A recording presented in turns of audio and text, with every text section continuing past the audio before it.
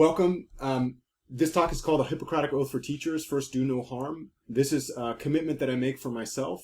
So we're going to talk about kind of transformative teaching policies. And one of the things I think a lot about in my own practice is that when I create new teaching policies that differ from my past, I want to do no harm first, which is not actually easy.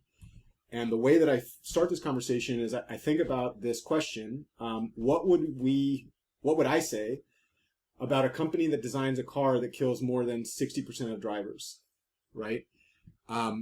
Would I allow my government to permit that company to stay in business? Would I allow my government to allow that company to sell cars? Moreover, imagine that I decided that that was ridiculous, that a company that creates a car that kills 60% of drivers should not stay in business. So the government goes and tries to take that license away. And the company comes back and says, no, it's not our problem. The drivers need to drive more rigorously, and they need to be ready for the driver experience, right? What would that actually mean? And the reason that I say this is that, there was a 2012 report from the President's Council of Advisors on Science and Technology, back when presidents used to listen to advisors. And they say that 40% of students in that report, fewer than 40% of students who enter colleges intending to major in the STEM field actually complete their degree. In other words, more than 60% of drivers in my field die. And it's not a physical death, but anytime a student drops out of a STEM field, that's the death of a future. It's the death of a career. It's the death of dreams. It's the death of, in many cases, financial stability for students.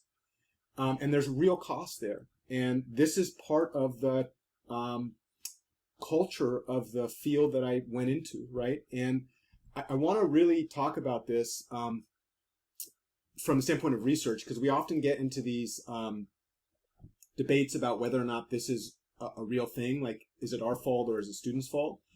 The title of this slide is "The Status Quo is Unacceptable." That comes from a Mathematical Association of America report in 2015 that is really, really harsh on STEM teaching, particularly in mathematics. And they use the phrase in that report, "the status quo is unacceptable." Those reports are, we can do some research on this. There's this fantastic book that was written in 2019. It's well worth a read. I think my copy's right over here, talking about leaving revisited.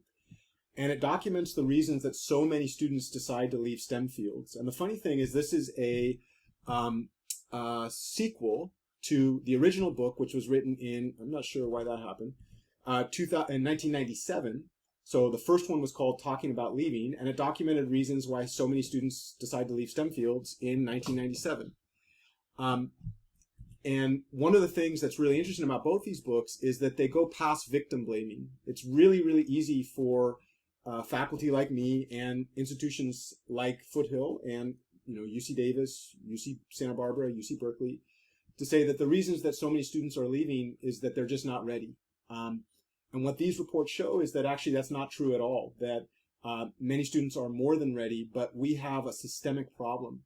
So, I call this systemic genocide of the dreams of STEM students. And the book talking about leaving, the team of authors in this book look at like 20 plus years of data, which is included, this original study. And both books study the reasons why so many students, especially women and students of color, leave STEM fields. And they do this using a thorough presentation and analysis of results from quantitative interview studies that involve ethnographic approach to data collection and analysis. The first book, the one on the left here, documented, this book was written in 1997, documented a study that took place from 1990 to 1993. And that study included student interviews with over 460 STEM students at 7 different types of four-year colleges and institutions. Those 7 institutions included 4 public institutes of higher education and 3 private. They call those 8 IHEs. And the researchers who conducted these interviews chose those institutions strategically because those were the exact type of schools that contribute to most of the national supply of bachelor degrees in STEM. In the second book, they redid that study 2 decades later. There was a lot of money behind this study and then a massive push from the National Science Foundation to transform college education.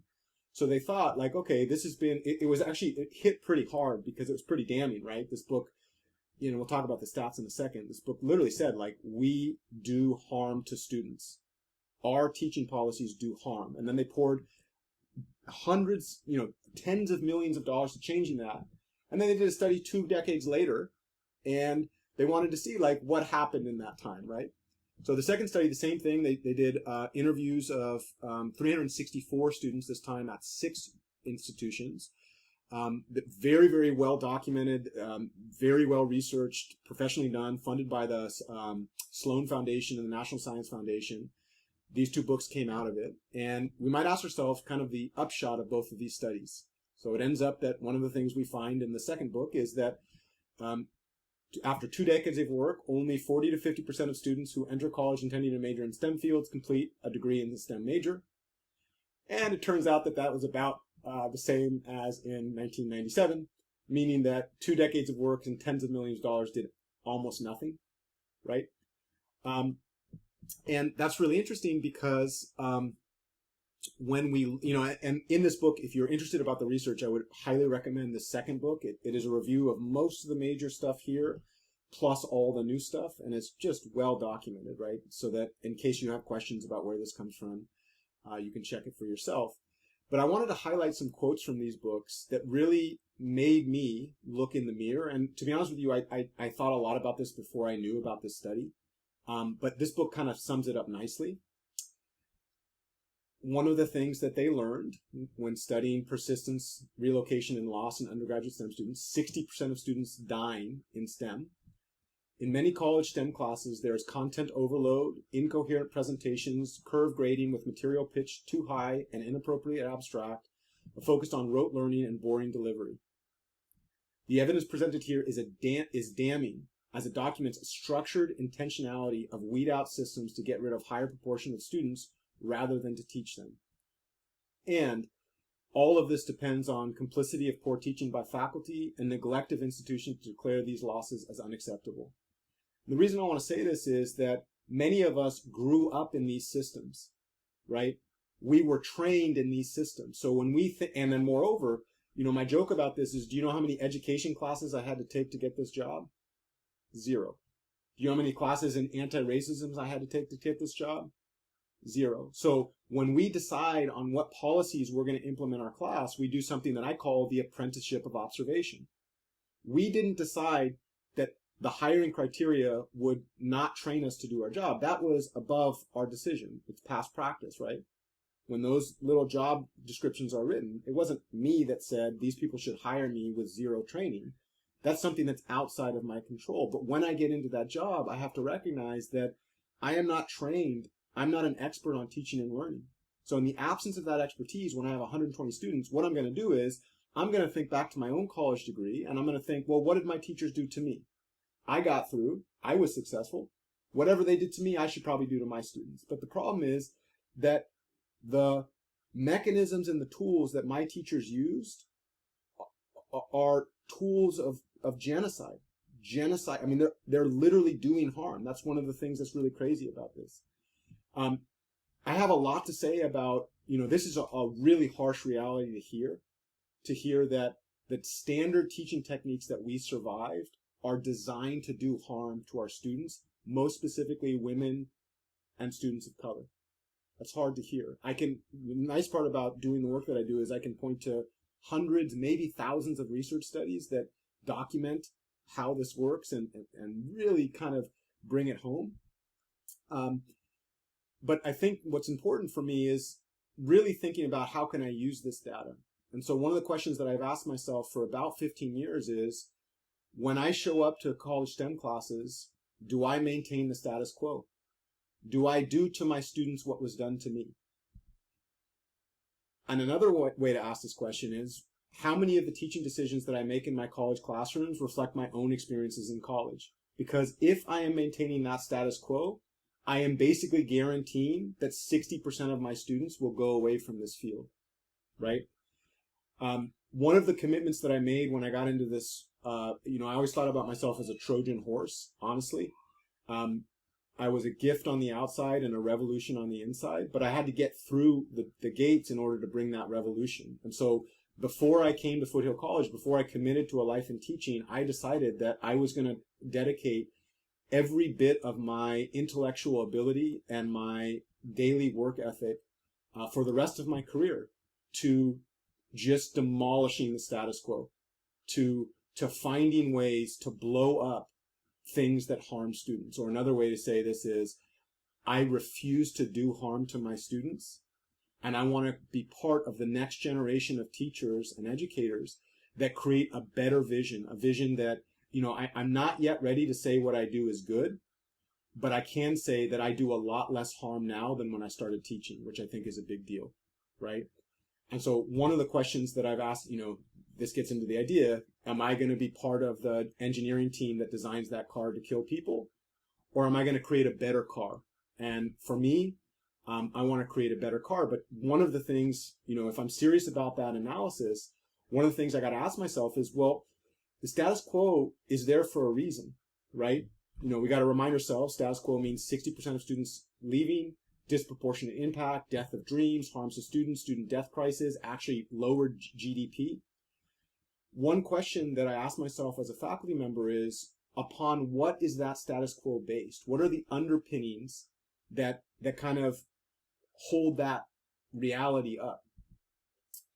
And so in my job, I think about three main things that I see on a day-to-day basis.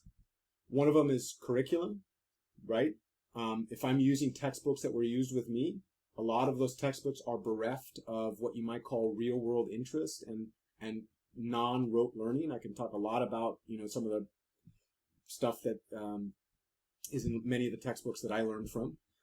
Learning activities, what do I actually do in my classes? A teacher cannot do learning to students. A teacher can only influence learning by influencing what the student does to learn. So question that I have to ask myself is, how do I influence what students do to learn in my class?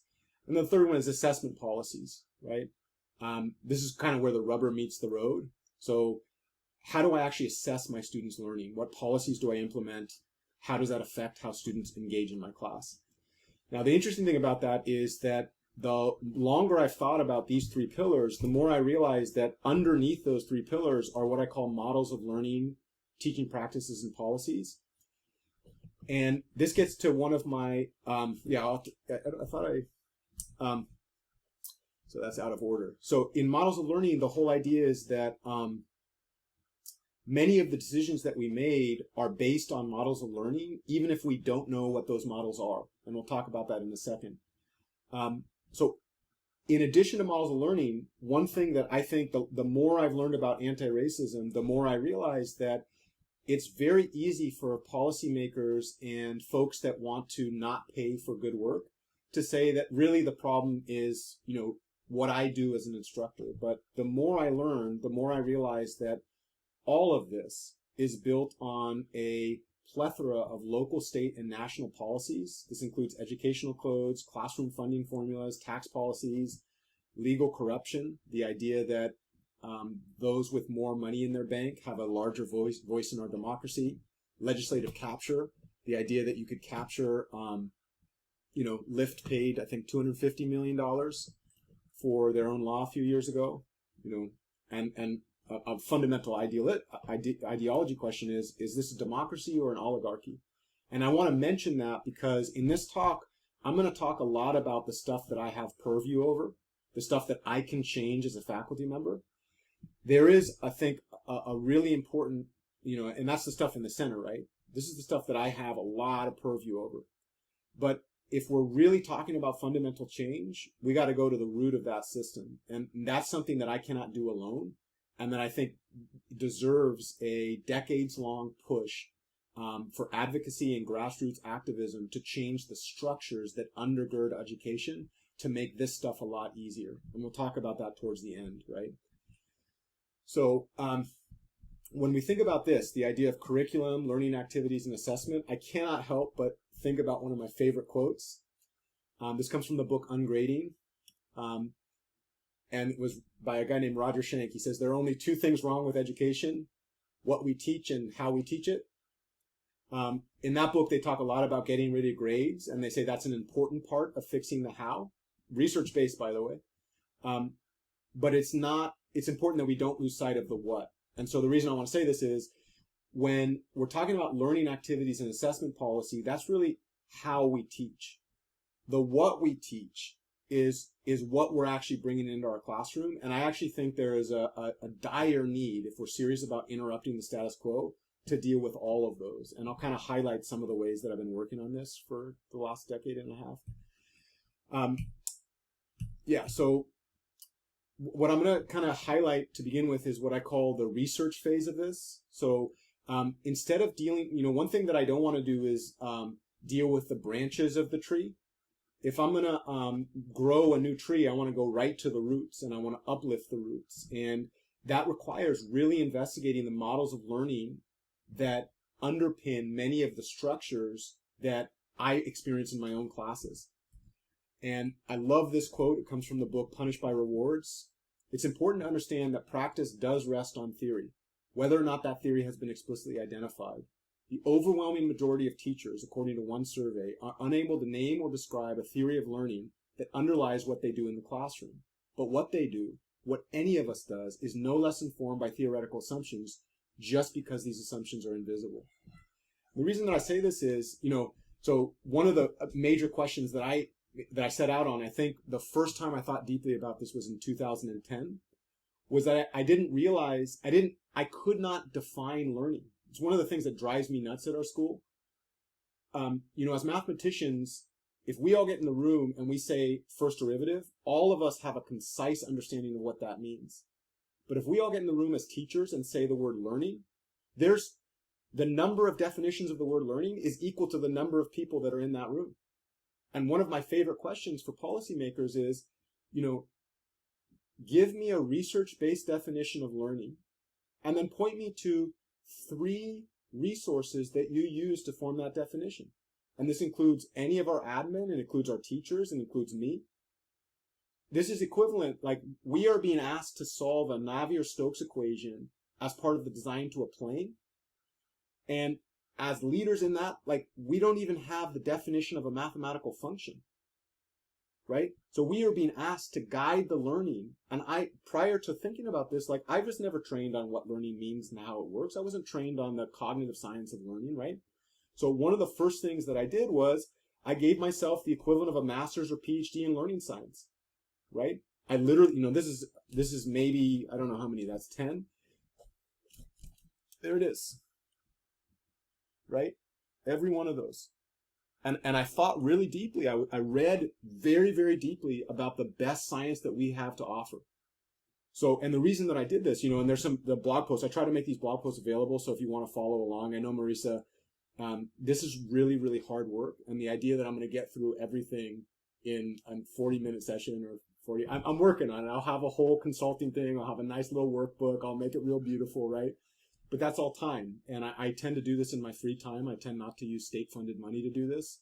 And so it just takes time to deal with this stuff. But the point is, as I got more and more educated, one of the things that I did is I started to come up with models for learning that were accurate, that were based on the last 70 years of science in cognitive science, science of learning, the psychology of learning, the science of expertise.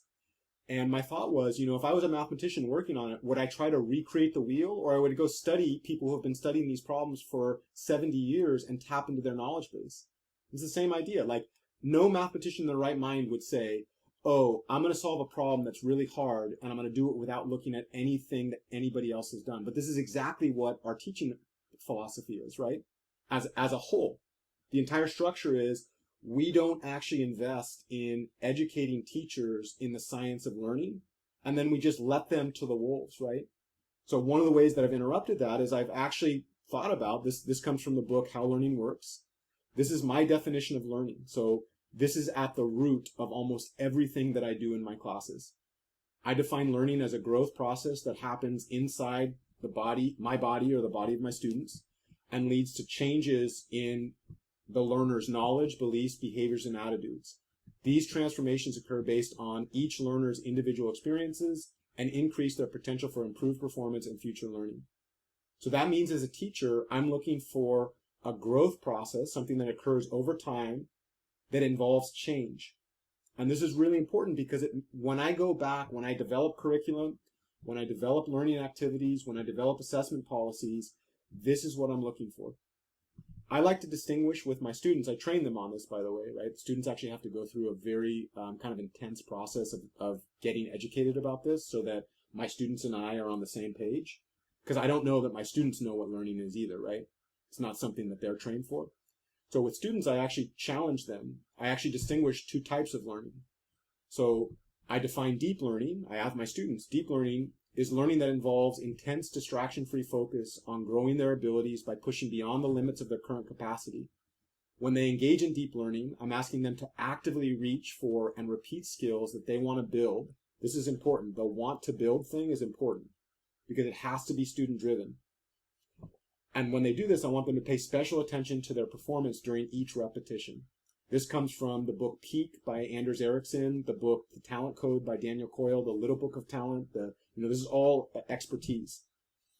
And when I work with my students, I think it's not only important to tell them what I expect, but also examples of what I want them to stay away from. And so we talk a lot about the idea of shallow learning is the opposite of deep learning. Shallow learning involves a modest level of focus and lacks the intensity of a duration required for deep learning. So students kind of learn the idea that in shallow learning, they're not really clear on what they're doing. They don't really want to feel uncomfortable. And what they're really trying to do is avoid mistakes and to minimize the effort, right? So, in each of these processes, one of the things that I think is really important in my classes, my students go through 2 weeks of training on this. It's about 15 to 30 hours of reading and writing, including in-class dialogue, so that by the end of the 2 weeks, students, like just last week, I had students coaching each other, like, damn, look at those notes. That's hella shallow, man. You got to go deeper, right? And what's nice about that is when students become experts in their own learning systems, they start to be able to articulate, they can do the work that makes most sense to them. And so this is a visual model of that same idea. This is deliberate practice, right? So, down here is comfort zone. Here's sweet spot learning. This is where really, really good deep learning happens, right? And then there's survival zone. So one of the things that I want to say here is you might be looking at this as theoretical, but it's not. I do not assign homework problems to my students. I don't assign test problems. Because for anyone, if I have 40 students, what I need to do if I'm going to do really good work is allow every student to spend as much time right here. But you know what happens if I write a test? Same test for 40 students. Some of those problems are going to be in survival zone for a number of those students. Some of those problems are going to be in comfort zone. And what I'm doing is I'm not measuring those students' capacity. I'm measuring their privilege, right? If I have a bunch of my students who have, let's imagine that a student took the entire class prior to meeting them. Then I give them a test, and they've seen that test before. Then they rock my test. They rocked my test because it was in their comfort zone. So I've done nothing useful for them in terms of their learning, and they get an A in my class. And that A has nothing to do with measuring actual authentic learning because they actually haven't changed at all. Learning is a growth process that leads to change in knowledge, beliefs, behaviors, and attitudes. There's no change there, and yet they're getting an A in my class.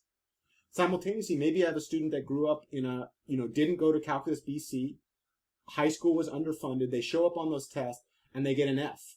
And I claim that F is an accurate measurement of learning. Nah, that F is a measurement of privilege. And I have just created a structure that annihilates their ability to do the work that they need to do. And so the reason this is, I want to make this really clear. Some people see this and they think it's theoretical. No. This model, as well as many of the other ones, are models that through research I developed to inform the decisions that I make about curriculum, about learning activities, and about assessment policy. And the reason that's interesting is if I'm serious about interrupting that status quo, I have to realize that many of those policies that my teachers implemented on me were designed to weed out. The fact that I survived didn't mean that they were useful. It means that we're doing exactly what they were designed to do. I am a white heterosexual man. Interesting that I got through those policies. right? So we can talk more about that whole thing. You know, there's a lot here, right? So the next thing that I'll talk about, what's going on here? There we go. It's a lot. I know this is a lot. So another really good model for learning that I like, this has to do with the stages of mastery. So this last one was a model for what deep learning feels like. And what I say to my students is, I don't really care what you do. I just want you to spend as much time as you're able to in your deliberate practice zone. And I'm going to create policies that allow you to make that decision, right? And because they're reading along, they kind of get that. Students can make those decisions for themselves without having to come to me to ask for that. I use this one to talk about stages of learning. So this is a 5-stage model for mastery. It goes from unconscious inexperience, you know what you don't know what you don't know, all the way through master learner. So, and the reason this is really interesting is that, you know, if I'm serious about changing knowledge, beliefs, behaviors, and attitudes, that is a process that takes time. In my classes, I don't actually think that it's healthy for me to expect in 12 weeks students gain this level of mastery on content.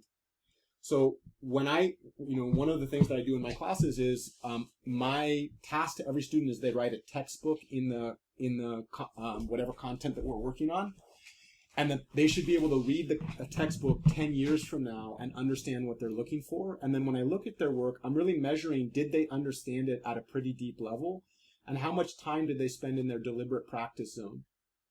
I don't care that they remember it, because if they have a really, really well-written textbook, that will take care of itself.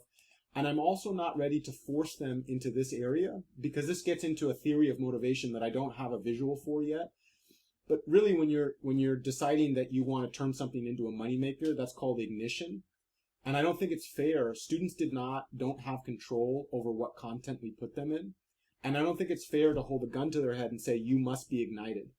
So I think it's a very, very fair thing in my classes that I ask students to spend as much time as possible in their deep learning zone, that I ask for evidence to show their progress as learners, and that I am measuring their understanding of material. And I'm measuring it based on the work that they produce, not the work I tell them to do, which means that students have complete agency over what they do to demonstrate their learning, right?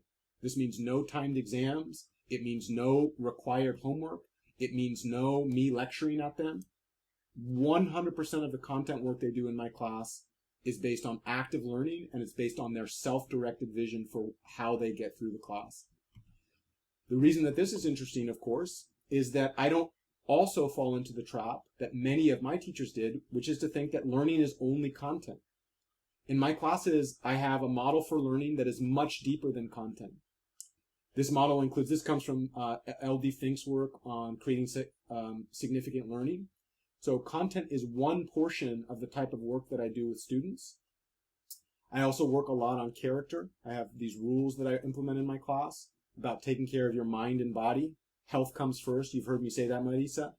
In my class, health comes first. So I ask my students, if you have to choose between my health and your class on a given day, do you know what I want you to choose? And they get it pretty quick. The first day, they're like confused. And then I'm like, your health, period. If we're serious about doing deep learning, that's really intellectually difficult. And if you don't have health, you don't have learning. And that means that one of the things that I expect from my students is that they are doing work to make themselves more productive, healthy, effective, and efficient. I also talk a lot about community. This gets into system transformation and some of the learning objectives that I have in my class. In my class, 100% of in-class time is based in dialogue, and that's either dialogue with me or dialogue with each other. They can counteract that. There are some students this quarter that are doing a lot of deep learning during class, and that's fine with me, right? Oh yeah, I have, so what you're telling me, Marisa, is the thing that I think a lot about, so this part of meta-learning, this is a model for learning. And the reason that this is important is, if I'm going to develop curriculum, learning activities, and assessment policies, and those are based on my experience and not the cognitive science of how learning works, then they are uninformed by the state of the art. More importantly, they are informed by a system that is designed to kill 60% of users, right? And so one of the things that we're doing is I'm replacing the the undergirded, the intellectual foundation of a system that's designed to cause cancer with research-based knowledge that I can use as a mental framework to serve students and to create policies that liberate them from that type of oppression, right? Yeah, so this one's, I don't know if I want to, this is a lot. One of the things that all of this leads to is a definition of teaching. I call this an anti-racist, research-based definition of teaching. And I think about this every day of my job. Teaching is the act of facilitating, inspiring, encouraging, supporting, and empower learning. In other words, a teacher is someone who stimulates learning. If no learning is happening, then no teaching is happening, regardless of the effort or attention of the teacher, right? Which is crazy, because my students get this. I'm like, how many of you have gotten A's in classes, and the student you were at the end of the class is identical to the student you were at the beginning of the class? I'm not talking about content, I'm talking about process. By definition, that means no learning is happening. Learning is a process that leads to changes. If you're not changing, you're not learning. If you're not learning, there's no teaching happening. So, and students will self-identify as they become aware of this. They'll say, I get A's in foothill classes in which I have not transformed myself one bit, which means no learning has happened, which means no teaching has happened, right? And I cannot force learning on them. One of the things that I think a lot about is that learning is something that students do for themselves. I cannot do learning to students. And the moment that I realized that there's no such thing as teaching a class, right?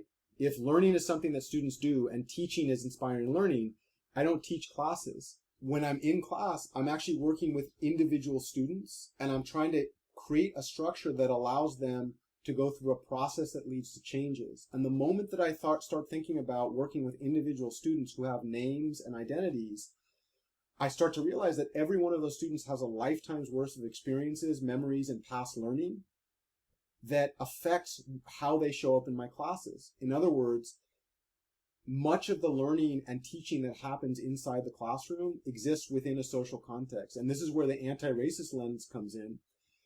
The work of a good anti-racist teacher, or what you might call anti-oppressive teacher, is to create an environment that helps students learn and liberates our students from larger structures of oppression that block, impede, and constrain their learning. So it's not just that I'm helping them learn, it's that I actually have to do air coverage. I have to create policies that liberate them from larger structures that they've experienced and that might constrain their learning, right? And that gets down into those policy discussions, right? What are the stuff that I control and what's the stuff that's out of my control? So, this leads to a much larger conversation about what I call a learning needs hierarchy. So one of the most brutal parts of our system is that anytime I'm in a class with 40 students and I have an hour, I have a gun to my head. The state of California literally has put a gun to my head and said, make choices. So this is a hierarchy that I use to help make those choices. So I like to say that one of the most important things that I can do for my students is help them develop hope and belief for themselves. And this is all research-based, by the way. This gets into much of the psychology research and et cetera. So this is not a random ordering. There's a lot to be said about why I'm making these choices. I have not written these blog posts yet. Every one of these, this is the raw material for what will become, I think, that's eventually a nonfiction book. And this is like 1 or 2 chapters in this with a bunch of really good research behind it. So the whole point is that when I work with students, one of the first things that I want to do is help them develop belief in themselves. I know I can be what I want to be. Once they have that belief, the one thing that I want to help them do is identify purpose and motivation for the work that they do. And this actually requires that I remove the threat of grades. Grading is based on, I have not yet talked about the negatives. Right now I'm talking about the positives. I'm showing the models that I use in my classes. The letter grading system is based on really 3 corrupt, bankrupt premises. So anytime I'm forced to use a letter grade, it's the equivalent of a doctor telling their students, their patients, smoke up, it's good for your health. So I have not yet, the motivation that, the model for motivation that we use in most classes is bankrupt. But it's convenient because it allows the status quo to be upheld. So if I'm going to obliterate that model, I have to replace it with something that's more healthy, and that takes a ton of work. So there's a lot of work that I do in my classes to help students develop purpose and motivation, to help them really figure out, the statement, I know what I want to be and I know why I want to be that, and then make direct connections between that work that they're thinking about and the people that they love most and the way that they want to spend their time. The other thing I think a lot about is meta learning. So in my class, I spend a ton of time. One of my students once said, taking your class is like getting a master's degree in cognitive science. And I was like, well, I think you're gonna have to spend more than 12 weeks on that, buddy. It's great to say that, but that takes a little while. But it is true that a fundamental portion of my class, 2 full weeks of instruction I spend on this, and almost every single time I'm talking with students, which is 100% of my in-class work, we spend talking about meta-learning. Because I believe that, the standard premise in education is if you have content, then you're going to be fine in your future. And that's just blatantly false.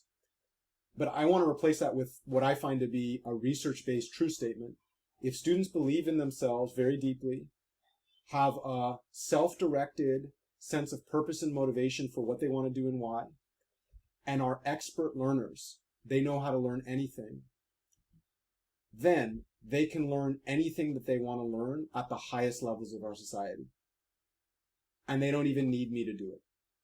In fact, if I just give them a textbook, and that textbook is related to those larger things, they will thrive. They will create any level of excellence that they want. So then my work as a teacher is really designed to do this stuff. And of course, I do have to deal with content. There's a whole bit of content that I do, but that's not the main focus of my coaching. That's not the main focus of the way that I want to teach them, because dealing with the limbs of the tree don't actually change the way that tree grows. It's not until we get down to the roots that we can affect how that tree grows over time, right? So, I can talk about what this looks like. I talk a lot about models because if we don't deal with the models, then we're dealing around the edges. So once I have those models from learning, that took about 4 years of work. So, these models, I think I developed the intellectual underpinnings from 2010 through 2014. Once I had those, 2014 was my first year here, then I started to actually redevelop all these things. And I can talk about in my classes what I do. For curriculum, I write my own textbooks that I give away for free. Each textbook that I create a text-based version of them, and then I also translate those into YouTube videos that students have 24-hour, 365 access to. In every one of those textbooks that I write, I incorporate research-based principles into the design of my textbooks. I also create applied projects that relate to students' academic and career interests, and they provide them with tangible modeling experiences that give students an intellectual need for the theory in my class. I'm restructuring all of this, so, there's a lot of research. This is about a decade of work to talk about how the models behind this and how this works. But the point of this is there's a lot of creative work to be done. Multiple, thousands, maybe tens of thousands of careers to be had in reimagining what curriculum looks like in STEM education. My contribution to that is very small. I think a lot about linear algebra education and MATLAB education. But, every one of our classes, there's a great opportunity to do this, right? For learning activities in my classes, I have a flipped classroom structure. I think a lot about active learning on applied projects. 100% of in-class work is collaborative team-based learning in small groups. There's a really, really heavy focus on metacognition. I have multiple projects. One of them is Conquering College. How do you get any grade in any class with any teacher, even teachers that have policies that actively do harm? Get paid to learn. How do you make tens of thousands of dollars in scholarship money so you can graduate debt-free? And then I have one which is how do you transition from your formal education into a paycheck, which is development of career-based purpose. Usually most of my students get through Conquering College the first quarter I work with them, and then by the third or fourth quarter I work with them, most of them have learned how to get the grades that they want consistently. Some of them, my favorite story is the student that went from a 2.0 to a 3.7. And then in classes I have one-on-one conferences and dialogue, blah, blah, blah, all of this based on that. And then there's some assessment policy stuff, which is ungrading, self-reflection, peer-to-peer dialogue, blah, blah, blah, right? Yeah, and then, I had planned for an hour talk, and so at the end of this, I was going to just give some concrete ideas for next steps, because I know that this is a lot, and I know that I've been told that when folks look at this, they say to themselves, I can't do this. I disagree with that statement. I disagree with the statement that we can't do this.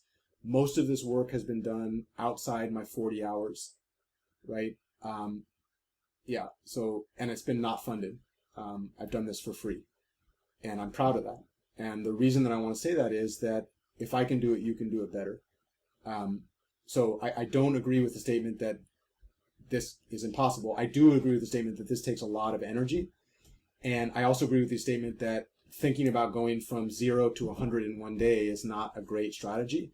And so there are some ramp up stuff. And one of the first ones is to read a lot. I'm currently working on structures to make that easier at our college.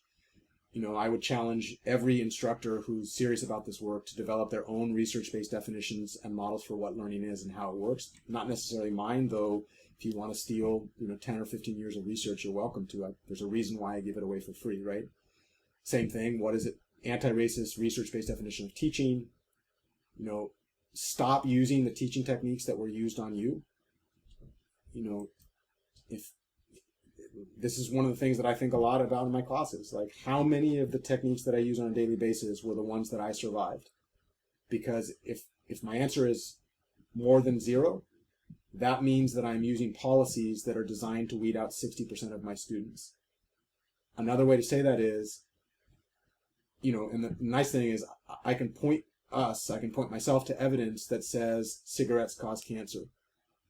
I can point to evidence, the best evidence that we have in human thought, to show that many of the policies that we survived as students cause the equivalent of learning cancer.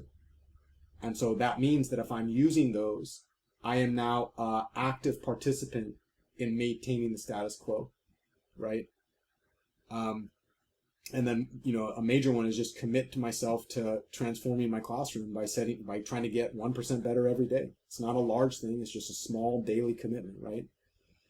And then the last one is a little bit larger. So this one is all about what we do in our own classes. But I think if we're serious about this, there must be a larger conversation, which is how do we create solidarity to actually get to the bottom layer? I haven't even talked about the bottom layer in this talk, which is the real underpinnings of all this. The structures that go beyond, over our heads, what we call air coverage. And to be honest with you, so much of our work is way harder because there are billionaires that are making policies that make this work really, really difficult. And if we could have changes in policies, much of the implementation, the actual stuff that needs to happen in the classroom, would be much easier for instructors. And so the point of this conversation is to become part of a group of people who, while working in our own classes, learn to act in solidarity so that we can start taking out some of those policies that make it easier for future generations. That might not affect us, but if we do this work well, the future generations of teachers that follow us might not have to give the type of bone marrow that this takes, right? And then if you want to know more, there's a reason why some of my students ask why I don't publish books. And I feel very strongly about the idea that I want 100% of my intellectual production to be available for free. And so I've waited. I'm waiting to publish these books. And when I do publish them, the folks that buy them, great. For folks that want access but don't want to buy, I will have online platforms where it's all available. And so these are some of them, right?